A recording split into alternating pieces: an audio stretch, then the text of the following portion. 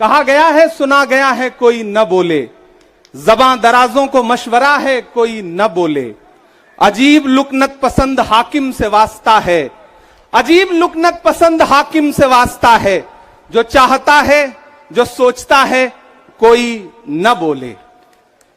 हमारी दाईं तरफ इस सदी का सबसे बड़ा फकीर सोया हुआ है।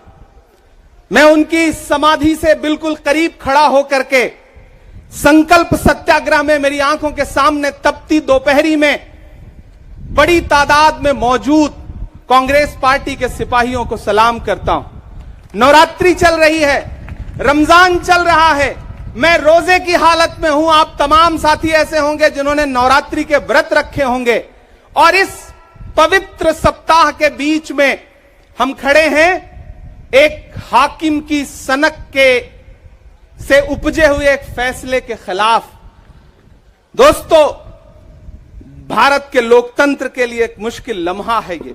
याद करिए, जब हाकिम की सनक की वजह से आप लाइनों में लग करके अपने पैसे बदलवाने के लिए बैंकों के साथियों से विनती कर रहे थे, चरौरी मिन्नत कर रहे थे, तब सबसे बड़ी आवाज बन के कौन बोल रहा था? राहुल गांधी।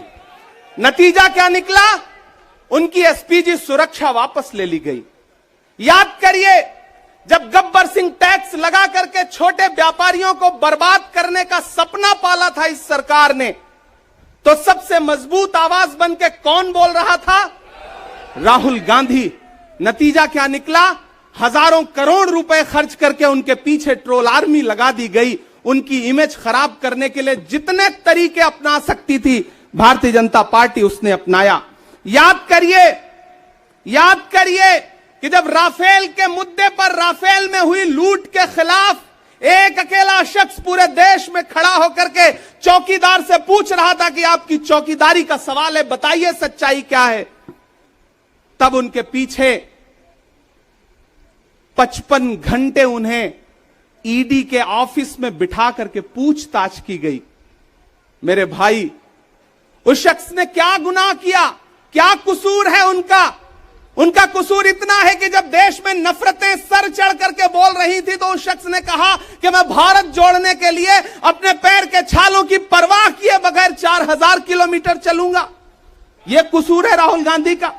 यह कसूर है राहुल गांधी का कि वह एक शहीद पिता के बेटे हैं। यह कसूर है उनका। यह कसूर है उनका कि उनकी दादी ने इस देश की मिट्टी के लिए अपने खून का एक एक कतरा कुर्बान कर दिया। यह कसूर है उनका। आज भारतीय जनता पार्टी के लोग हाउस में खड़े होकर के, सदन शुरू होते ही 1 मिनट भी सदन नहीं शुरू हुआ रहता था और खड़े होकर के राहुल गांधी माफी मांगो के नारे शुरू कर देते थे।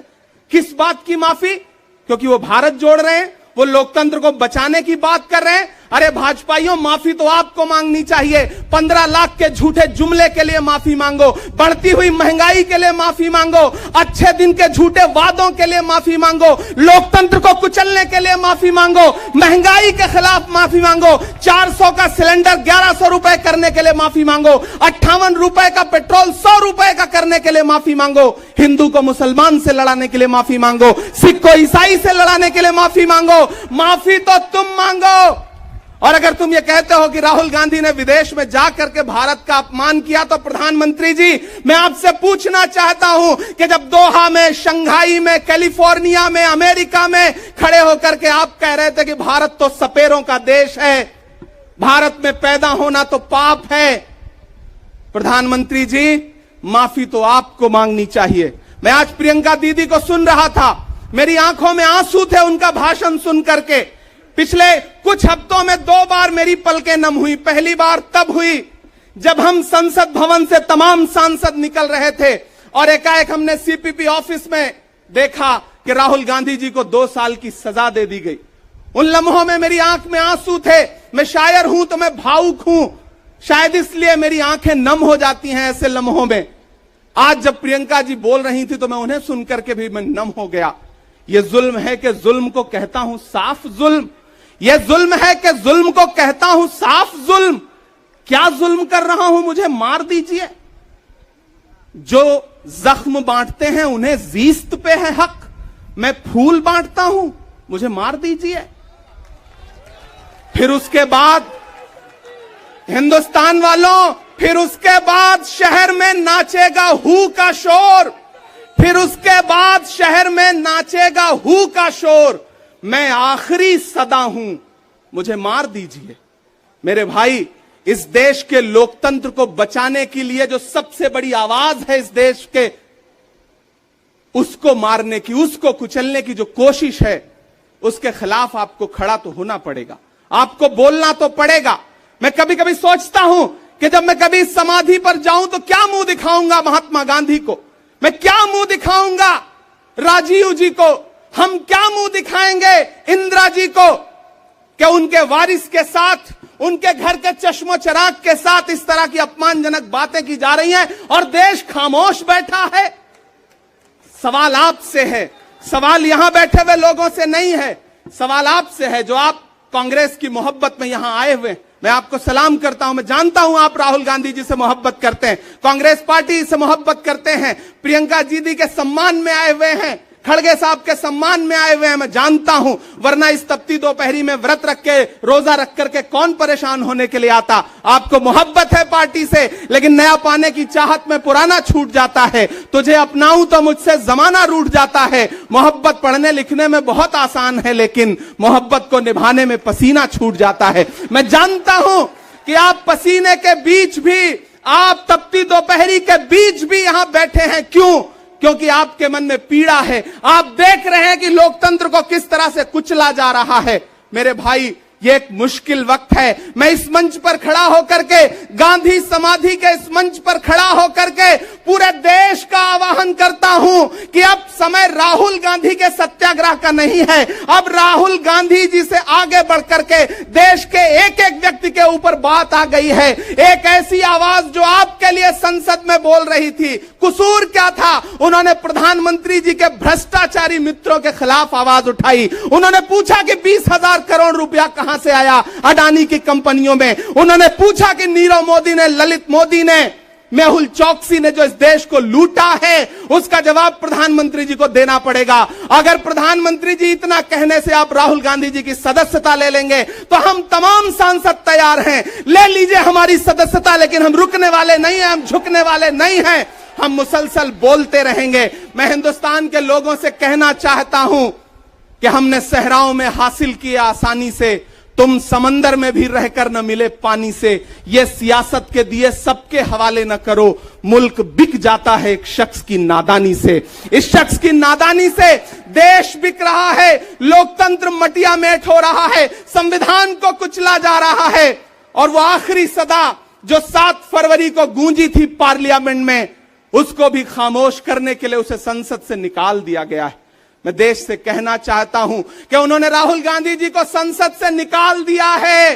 देश सुने इस बात को कि नरेंद्र मोदी जी और उनकी सरकार ने साम दाम दंड भेद इस्तेमाल करके राहुल गांधी को संसद से निकाल दिया है। अब देश के ऊपर फैसला है, उन्होंने संसद से निकाला है। देश के लोगों, राहुल गांधी को अपने दिल में रखो, अपने दिल में बिठाओ, निकलो पूरे देश में, करो सत्याग्रह। देखते हैं इस हुकूमत की तानाशाही में कितनी ताकत है। अगर कांग्रेस का एक एक कार्यकर्ता जो अपने घरों पर कहीं बैठा हुआ है, मैं उससे भी आह्वान कर रहा हूं कि राहुल गांधी से बढ़ करके यह मसला इस देश के लोकतंत्र तक आ गया है, इसे बचाइए। और राहुल जी शायद अपने घर पर होंगे, यहां हम हजारों की तादाद में उनको समर्थन देने के लिए जुटे हैं। मैं तो बस इतना कह रहा हूं कि मेरे भाई, आपको एक बात समझनी है, और वो ये है कि इस मुश्किल वक्त में हमें राहुल जी से ये कहना है कि लहू में भीगे तमाम मौसम गवाही देंगे कि तुम खड़े थे।